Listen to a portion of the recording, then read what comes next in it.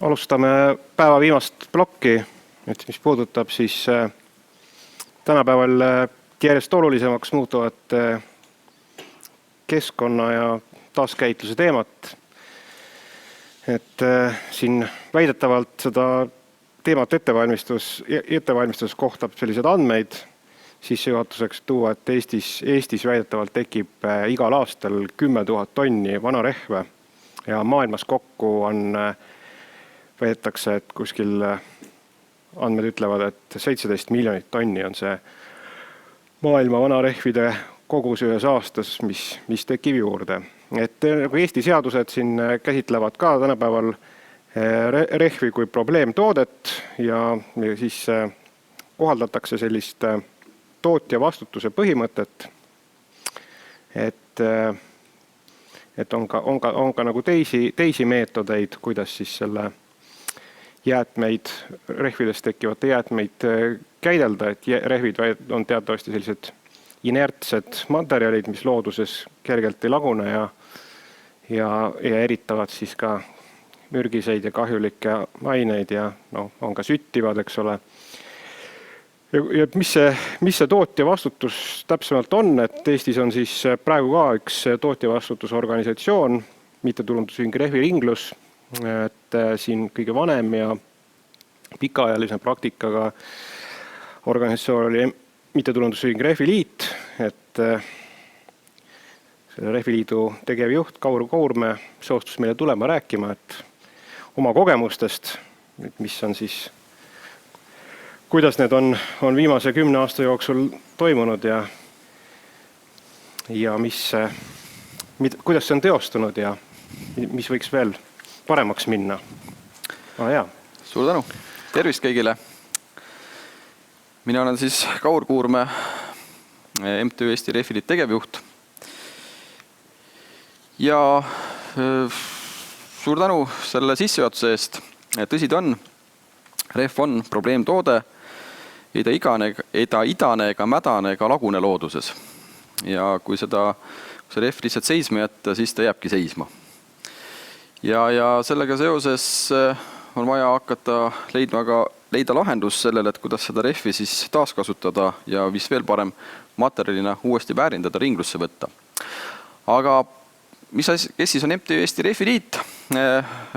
Oli Eesti vanim tootjavastutusorganisatsioon kuni 2016. aasta 3. kvartalini ja meie liikmeteks oli ja on siiamaani suuremad rehvid ja tootjad ja maaletoojad, kelle kõigi ühine huvi siis on see, et rehv kui probleemtoode saaks optimaalselt ja keskkonnasäästlikult taaskasutatud, nii nagu seda nõuab Eestis kehtiv jäätmeseadus ja rehvi määrus. Meie liitu siis kuulus tollal ligi 500 tootjat, aga täna on siis endiselt jäänud meile suured maaletoojad Bridgestone, Michelin, Goodyear, Continental, Hankook, kes endiselt Rehviliiduga on liitunuks jäänud, kuid tootjavastutusteenust ostavad nad sisse siis MTÜ-lt Rehviringlus, kes täna on Eestis siis ainuke rehvide taaskäitleja või koguja taaskäitleja. Aga sellest, miks nii, sellest ma jõuan siis ettekandes hiljem ka rääkida. Siin politsei ettekande tõi hästi välja, et oleme tõesti pikalt teinud ka Eesti politseiga liiklusohutuse teemadel koostööd juba aastast 2006 ja täiesti selliseks reegliks sai iga detsembri alguses siis talverehvide kontrollimine ja rehvimustri mõõtmised. Ja tuleb tõdeda, et aasta-aastalt on see pilt läinud järjest paremaks. Ja mis puudutab siis talverehve ja suverehve, siis talverehvide kvaliteedile ikkagi liiklejad pööravad oluliselt suuremat tähelepanu kui suverehvide kvaliteedile. Ehkki ka suverehvide osakaal on nüüd see kvaliteet ja seisukord on järjest aasta-aastalt paranenud, siis talverehve suutsid isegi alla panna kas uusi või siis vähe kasutatud ka sellised tagasihoidlikum eelarvega tarbijad, sest nad said aru, et ikkagi libe tee ja muutuvad ilmastikuolud, et see on oluline. Ja mis on veel huvitav on see, et kui suverehvide puhul kasutatakse reeglina erinevat marki, ka sellised suhteliselt tundmatud Hiina marki sõidukite rehve, siis talverehvide puhul on eelistatud siiski nii-öelda premium brändid, mis on siis rahvusvaheliselt tuntud. Mis asi siis on tootja vastutus? Seadusandlusest on siis öeldud, et rehvi tootja, ehk siis Eesti mõistes maaletooja, kellel ühtegi tootjat ei ole, või ka protekteerija, peab siis tagama üleriigilise rehvide kogumisvõrgustiku edasise taaskasutamise. Lisaks peab ta omama riiklikku probleemtoote registreeringut, kes siis kogub andmed, kui palju Eestis on turule lastud, kui palju on kokku kogutud, kui palju on taaskasutatud rehve. Ja tänase seadusandluse raames siis peab vähemalt 75 kogumispunkti üle Eesti olemas olema. Lihtsam viis tõesti on sõlmida leping siis tootjavastuorganisatsiooniga, on võimalik iseseisvalt seda seadust täita, kuid kellelgi siiamaani see õnnestunud veel ei ole. Ja kuidas see rakendamine käib? Käib siis sellisel viisil, et tootja või maaletooja lisab uue rehvile taaskasutustasu. Taaskasutustasu tuleneb siis tootjavastutusorganisatsiooni poolt kehtestatud hinnakirjast, mis omakorda siis tuleneb siis vastavalt hanke tulemuse saadud pakkumisest. Ja see reeglina hõlmab siis rehvide taaskasutamise kulu, rehvide kogumise ja transpordikulu ning ka siis administreerimiskulu. Iga kvartal siis tootja deklareerib siis TVO-le andmed, kui palju ta on Eestisse rehve maale toonud ja vastavalt sellele siis organisatsioon edastab need andmed riiklikule probleemtoote registrile. Ja täna siis on jäänud hetkel tegelema üks TVO, kes siis igapäevaselt ka rehvi taaskasutamisega tegeleb, selleks on siis MTÜ Rehviringlus. Siin on üks pilt aastast 2008. Kui me mäletame, siis 2008 oli selline meeleolukas ja väga aateline keskkonnakampaania Teeme ära. Ja selleks Teeme ära kampaania üheks nii-öelda sümboliks sai vana rehv, sest neid tuli uksest aknast sisse. Tootjavastutus oli rakendunud alates 2006 ja tootjavastutussüsteemiga liitunud ettevõtted oli paraku suhteliselt, kõik suured olid küll liitunud, aga oli palju neid, kes püüdsid ikkagi seaduses kõrvale slikerdada. Ja tänu sellele, et seaduses kõrvale slikerdati, leiti siis viise, kuidas neid rehve siis rehvidest vabaneda. Ja see siis on üks pilt Ülgaselt, kunagiselt fosforiidikaevanduse maardlast, kus siis oli neid rehve siis ikkagi hulgi nii-öelda taaskasutamisena siis ära visatud seal künkast alla. Tegelikult peaks rehve koguma selliselt, et on olemas jäätmejaamade võrgustik, on olemas rehvitöökojad, kuhu siis saab tasuta rehve ära anda eraisik, rehvitöökoda ise ja kohalikud omavalitsused, transpordiettevõtted. Ja maakondades on reeglina need jäätmejaamade võrgustik juba päris kena. Sinna saab tegelikult igat sorti jäätmed ära anda, lisaks rehvidele ka vana elektroonikat, pakendid, mööblit ja kõike muud. Ja see jäätmejaama kultuur ja keskkonnateadlikkuse kasv on siis tegelikult viinud selleni, et see jäätmejaamade täitavus järjest kasvab, inimesed seda tarbivad päris hoolega.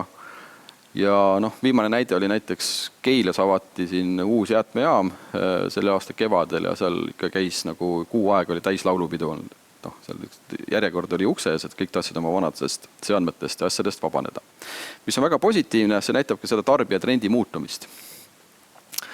Rehviliit, mõned statistikat ka, et mis meil on siis, palju me kogunud oleme, oma tegevusala jooksul oli siis kokku siis 10 aastaga 70 000 tonni on siis kokku kogutud meie poolt rehve, mis on ka siis peaaegu kõik on taaskasutuse suunatud. Selle aasta lõpuga peaks siis meie viimane jääk ka tehtud saama, siis on nagu meie poolt kõik kenasti ühele poole viidud. Keskkonnainvesteeringute keskuse toel siis 2006 jõudis Eestisse ka rehvipurusti, mis töötas edukalt pea 10 aastat. Ja siis sellest rehvide taaskasutamise kogusest circa 2/3 on ka siis selle purustiga läbi lastud. Ja see oli tolle aja kontekstis väga abiks, et üldse midagi teha ja kuhu see materjal läks. See materjal läks valdavalt siis prügilate kas aluskihi katmiseks või siis vanade prügilate sulgemiseks ja läks ka Hansa biodiislisse pürolüüsimiseks ehk siis pürolüüsi teel rehvidest õli valmistamiseks. See pürolüüs on selline vahva asi, et kui me räägime rehvist kui materjalist, siis pürolüüsi käigus tegelikult on võimalik rehvist kätte saada gaas, manaõli ja järgi jääb ka tahm. Õli sobib hästi laevakütustel kasutamiseks, kuid kahjuks Hansa biodiisli ajalugu lõppes sellega, et nad ei suutnud seda tahma kuidagimoodi realiseerida ja kahjuks siis endiselt ootab sealt mingil viisil väljundit, kuid tõenäoliselt erinevate teadusuuringute taustal suudetakse ka sellele tahmale lõpuks nagu väljend leida. Et ühtepidi nagu taaskasutatud materjal saaks kõik nagu nii-öelda ära taaskasutada, aga teistpidi on seal omad nüansid, et päris kõik lahendused ka ei sobi. Mida siis veel? Saab teha rehvidest ehitusmaterjali, lõhkamismatte valmistatakse siiamaani palju näiteks Soomes ja Rootsis, kuna seal on graniitpinnas, et kui teed läbi raiutakse vundamendi auke, kasutatakse lõhkamismetoodikat ja siis pannakse veoautodes kokku põimitud suured matid sinna, et mis seda siis kiviklibu peaks kinni hoidma. Sinna oleks ka Eestis päris suur kogus. Ja loomulikult siis laste mänguväljakute mattide valmistamiseks, et see on siis seal ka näha, selline tootmine oli ka Eestis olemas, kuid täna valdavalt tuuakse siis enamus seda toodangut sisse. Eestis oli selline ettevõte nagu Gruber, kes siis valmistas matte ja lisaks sai need väga hästi, saab siiamaani kasutada ka kodustel mängu spordiplatsidel, terrassidel, basseinide, liivakastide ümbruses, spordijõusaalides. Ja kui te olete ise ka võib-olla tarbijana vaadanud ringi, kas mitte isegi äkki siin ei olnud lasteplatsi seda rehvipuru. Jah, täpselt, et seda on erinevatel laste mänguväljakutel saab ise ka reaalselt nagu siis kogeda. Ja on tõesti pehme vetrulmaterjal ja siis kui väiksed põnnid turnivad ja kogemata alla kukuvad, siis kenasti hoiab sellise suurema vigastuse ära. Ja siin on võimalik ka vana rehv cateringi lauana kasutada, aga see oli selline pigem nagu erand. Jõuame nüüd siis selle rehvi taaskasutamise probleemile, millest siis ka järgmine ettekandja pikemalt räägib ja miks meie siis ühel hetkel tegevuse lõpetasime, ehk siis nii-öelda peatun natuke siis sellel teemal, et seadusandluse loomise võlud ja valud. Et kui 2006 öeldi, et nüüd tootjad peavad siis hakkama rehve koguma taaskasutama, siis sellised rahvusvahelised suured korporatsioonid said aru, et jah, see on juba Euroopa Liidust tulenev, see on keskkonnasäästlik meetod ja tulebki sellega tegelema hakata. Ja suured sellised tuntud ettevõtted ka selle lepingu ära tegid ja hakkasid seadust täitma. Paraku on meil ikkagi nii, et on sellised väiksemad tegijad, kes võtavad, aga mis siis, kui päris ei teeks või vaataks, kuidas veel pidi, mismoodi veel võiks saada. Et kuidas siis pääseda sellest taaskasutustasu maksmisest, mis Eestis on siis hinnanguliselt lisab ühele rehvile circa, ütleme nii, et kuskil 80 senti kuni 1 euro lisab hinnale juurde. Aga see on ikkagi kulu, mida tahaks kuidagi nagu kokku hoida. Ja siis leiti erinevad meetodeid, et kas siis olid, ütleme nii, et püüti kõrvale hiilida, öeldi, et me üldse ei deklareeri mitte midagi, me ei toogi maale. Ja teistpidi oli see surve ka Keskkonnainspektsioonile, kes tegelikult selle rehvi küsimusega hakkas tõsisemalt tegelema alles aastal 2009, et siis oli näha, et teeme ära raames rehvi kogus oli niivõrd suur, et enam ei osatud otsade äärt öelda, et kust need nii palju tuleb. Saadi aru, et peab nagu jõulisemalt tegelema hakata. Ja siis olimegi, et osad ettevõtted täitsid seadust, teised seadust ei täitnud ja püüdsid saada odavamalt läbi. Kuni ühel hetkel siis tekkis Eestis 2 organisatsiooni. Ja selle 2 organisatsiooni tekkimisel siis ühtepidi nagu see kõik jätkus edasi, aga oli päris suur tariifivahe. Et kui meil oli see hind oli siis 75 eurot tonn, siis meie konkurent rehviringlusel oli see hind 45 eurot tonn. Mingil põhjusel samal ajal hakkas järjest kasvama raadil üks rehvihunnik. Ja igalt aastalt see nagu Maa-ameti see pilt läks nagu järjest suuremaks, kuni ta oli vist tippajal, kui oli ta päris nii suur, mis seal nagu näha on, ka sellel fotol. Ja täna on seal hinnanguliselt tähendab circa 15 000 tonni neid rehve. Ja see on siis Postimehe Reporteri tehtud fotoreportaaž, vist oli äkki aasta 2016 vist. Et see oli selline nagu lõppematu mägi, mis selle kokku koondunud oli. Miks see tekkis sellest, et rehviringluse toonane taaskasutuspartner Kuusakoski ostis alamteenust sisse ühelt väiksemalt tootjalt, kes ülehindas oma tegelikku suutlikkust. Ja lisaks oli see tariif ka, ta ei vastanud nagu turutingimustele. Ehk siis piltlikult öeldes üks oluline komponent oli puudu, tariif ei sisaldanud taaskasutustasu. Ta sisaldas kogumist ja administreerimist ja transporti, aga ei sisaldanud ka seda taaskasutamist. Ja sellega see asi nagu pihta hakkaski. Ja seal oli see, ütleme, see palett oli nagu suurem, sest et seadusandja, kes loob seadusi, peab tagama ka selle seaduse täitmise. Ja siis see mõnetine passiivsus, mõnetine võib-olla tähelepanu, mitte niivõrd fookusesse võtmine, viiski selleni, kuidas need hunnikud järjest kasvasid. Ja tol hetkel oli tõesti palju oli reguleerimata küsimusi, lisaks ei olnud maaletoojate trahvid motiveerivad, et see, mis ta maksma pidi ja kui ta võttis, ütleme, oma aastase koguse, mis ta pidi siis nagu TBO-le maksma, siis isegi võib-olla kohati oli odavam trahvi maksta. Ja nii see asi nagu veerema läks. Ja nagu ma ka seal lõpus on öeldud, et rehviringluse liiga madal tariif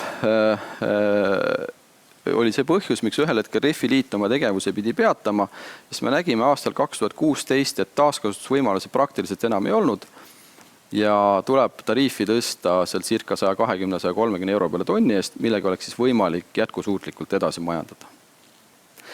Ja mis siis probleem on? Probleem on tegelikult selles, et seda esimest fraktsiooni suurust, mis ka siin algsel slaidil näha oli, et sellist 10x10 tükki, ega sellele väga suurt nõudlust ei ole. Tegelikult tuleb sellele peale maksta ja ka ehitusmaterjali kasutamisele tuleb pigem nagu siis tootavas organisatsioonil leida see tarbija, kes seda on valmis vastu võtma ja lisaks veel talle ka selle, lisaks transpordile ka seda, nagu see kasutuskulu kinni maksta. Maailmaturul oli ka teatav ületootmine. Eestis puudus ja teilt puudub siiamaani normaalne rehvitehas, mis siis purustaks need rehvid normaalselt ära. Ja ka hetkel viiakse suurem osa rehve siiski taaskasutamiseks Eestist välja. Kus siis on levinumad kohad on? Lätis siis Brootsjanis asuv tsemenditehas. Ma saan aru, et praegu läheb ka Soome, läheb lisaks ka Leetu neid rehve ja see lahenduskäik täna valdavalt ongi. Ja siis tol hetkel kui nagu vaatad, et olete seljaga vastu seina, mitte midagi enam teha ei ole, siis pidime tegema ühe aktsiooni, mida me tegime Keskkonnaministeeriumi ees.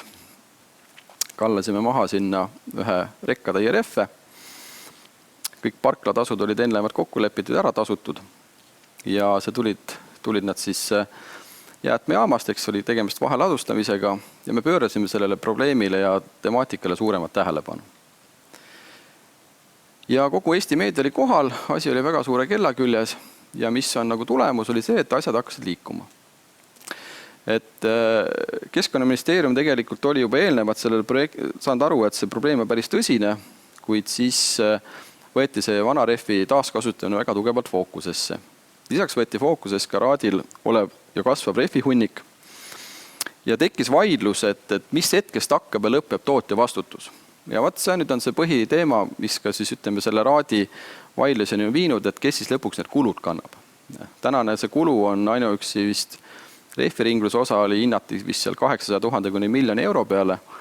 Tegelik kulu oli veel suurem, sest seal oli ka Kuusakoski poolt purustamata rehve ja see kahjuks sai siis nagu maksumaksja kanda. Mis sest, et Kuusakoski tegelikult osutas ka Eestis tootjavastutusteenust, kuid mitte täielikul kujul. Ja oli tegemist teataval määral silmamoondusega. Ja tänaste kohtuolahendite taustal, siis, mis on, käisime ka meie selle kadalipu läbi, et selgus saada ja on öeldud järgmist, mis ka jäätmeseadus kirjas on, rehvide maaletooja, kes siis Eestisse rehve toob ja tarnib, vastutab lõpuni välja, kuni rehv on taaskasutatud. Sõltumatu sellest, kas ta vahepeal ostab teenust kelleltki sisse või on oma kohustused üle delegeerinud. Miks see nii on sellepärast, et tõesti tootavas organisatsiooniga võib ka ühtest juhtuda, majandusolukorrad muutuvad või siis nagu samamoodi oli siis kasutatud valesid partnereid, siis tegelikult esimene lüli jääb alati vastutavaks. Ja see nüüd on kohtus selgeks vaieldud Ja sellega seoses siis näiteks Raadi rehvihunniku selle osa, mis kuulub rehviringlusele, likvideerimisest vastutab kas rehviringlusega liitunud maaletooja või kui rehviringluse mingil põhjusel ei peaks olema finantse seda hunnikut ära likvideerida, siis peab selle kinni maksma rehviringlusega liitunud tootja, kes tollel ajal siis oli temaga, sellel perioodil oli siis temaga liitunud, temalt selle teenustki ostis. Lisaks, et siis seda olukorda paremini kontrolli alla hoida, oleme erinevad ettepanekud teinud. Üks oli tegelikult ka rehvi aktsiisi kehtestamine analoogselt pakendiaktsiisile, mis tähendab seda, et kui tuvastatakse, et tootjavuskohustus pole täidetud, et siis rakendatakse teatavat sellist suuremat aktsiisi. Pakendi näite puhul, mis ka jäätmetele mõjus see väga hästi, aga üks lisamaks, mis on küll keskkondliku iseloomuga, et täna pole kaugemale jõudnud, kuid tootjate auditeerimine, minu meelest seda juba täna tehakse, et vaadatakse üle, kas kogused on ikka tõesed.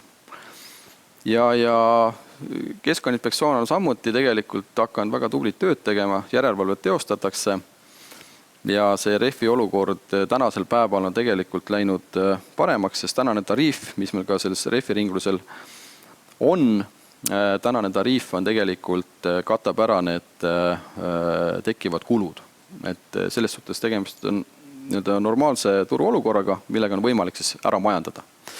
Aga taaskasutuslahendustest veel koostöös siis meie toonase taaskasutuspartneriga 4 Täht osaühing Eesti Energiaga, kes väga tugevalt tollel hetkel vaatasid, et rehv on ikkagi väga tugev energiaallikas, millest oleks võimalik tegelikult õli välja pressida. Siis me koos tegime katse, mida me finantseerisime ühiselt ja saime lõpuks siis Euroopa Liidust kätte jäätmelakkamiseks vajaliku REACH-koodi. See tähendab siis seda, et kui ma oleks ilma selle REACH-koodita rehvid ära taaskasutanud ja mis sest, et selle rehvi osa seal, ütleme, selles põlevkiviõlis oli circa 5%, siis oleks tegemist olnud jäätmetega. Mis sest, et see toodang on täpselt sama nagu põlevkivist toodetud, aga kuna tegemist on siis jäätmetest toodetud produktiga, siis oli vaja saada see jäätmelakkamise teema ja selleks oli vaja läbi viia vastavad katsed, mis ka tehtud said. Ja tänasel päeval on teilt roheline tuli. Enefitil on olemas ka minu meelest pakkumised, kes võiks selle rehvi purustustehase püsti panna. Nõuab ainult viimast otsust veel, et kuidas liikuma hakata. Ja tegelikult, kui Enefit oma selle tehase püsti saab, siis on meie hinnangul Eesti rehvi taaskasutamisprobleem nagu järgnevaks mitmeks aastakümneks lahendatud, sest see kogus, mis sinna läheb, on kuni 30 000 tonni aastas. Ja see tegelikult lahendaks ära ka lähiregiooni probleemid, sest siin on erinevad hinnangud läbi käinud, kas siin on 10 000 või 15 000 tonni, täpselt ei tea, aga ma arvan, et see tekkivate vanarehvide kogus on circa 10 kuni 15 000 tonni selles vahemikus. Sest et täna näiteks on veel lõpuni määramata sõiduautode alt tulevat rehvide toote vastutus, kuid loodetavasti jõutakse sellega ka ühel hetkel ühele poole. Ja tegelikult ma tahtsingi nagu öelda veel lõpetuseks, et iga asja, ka keskkonna ja ringmajanduske eesmärkide, liiklusturvalisuse ja et see kõik nagu tööle hakkaks, siis on selle tegelikult märksõna erinevate osapoolte koostöö, hea dialoog ja ka ühine vastutus.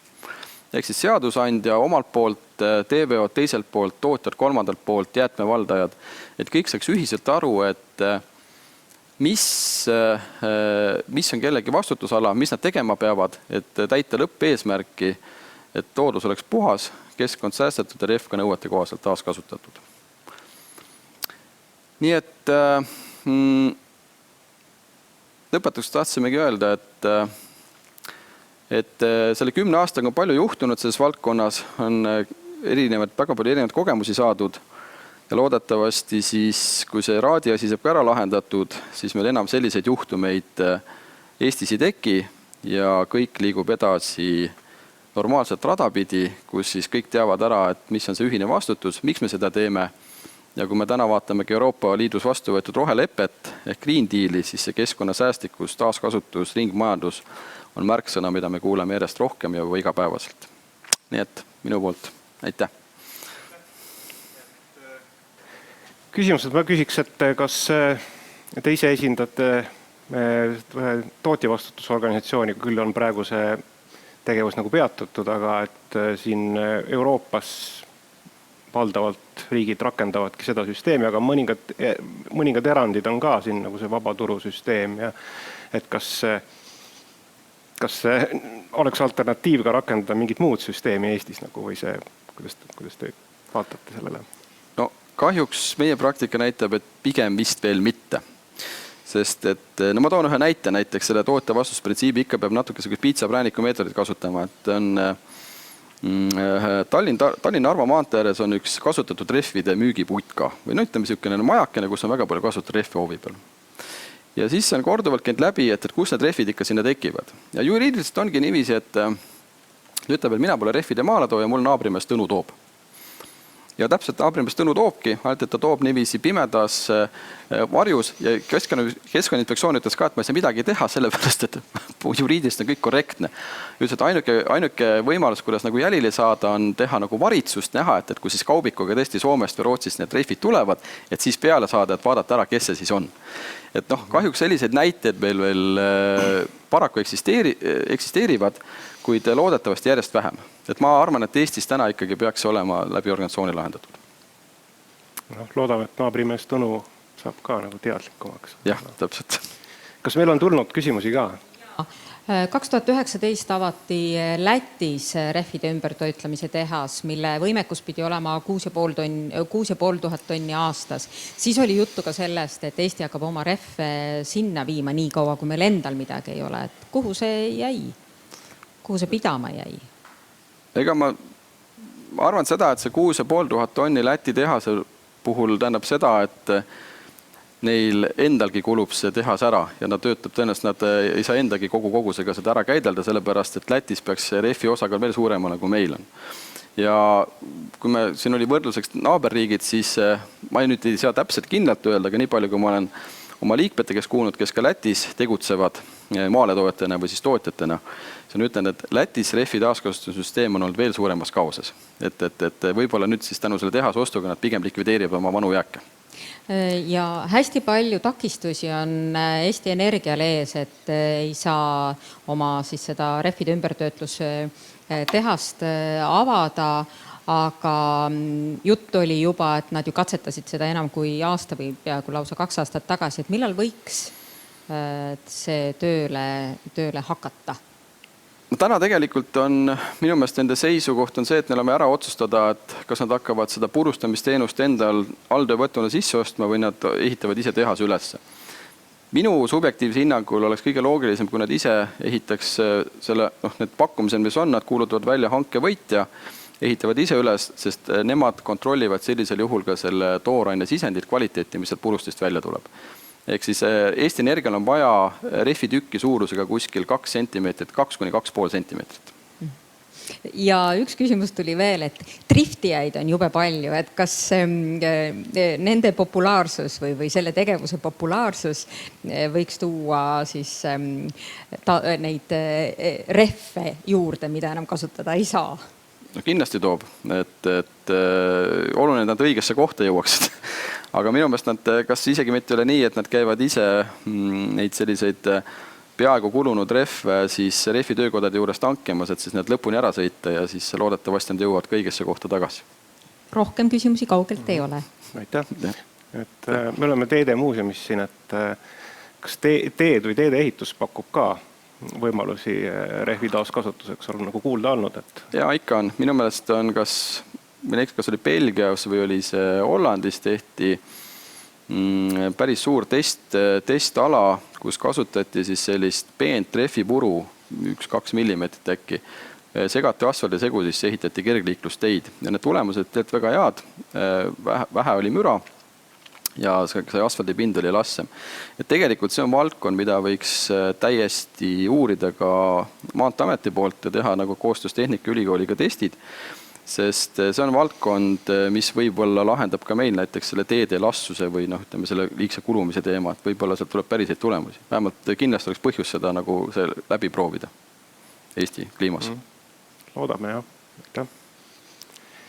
Nii, aga ole hea, võta üks kott ka sealt laua pealt, tänu täheks. Suur tänu. Seal rehve ei ole, aga...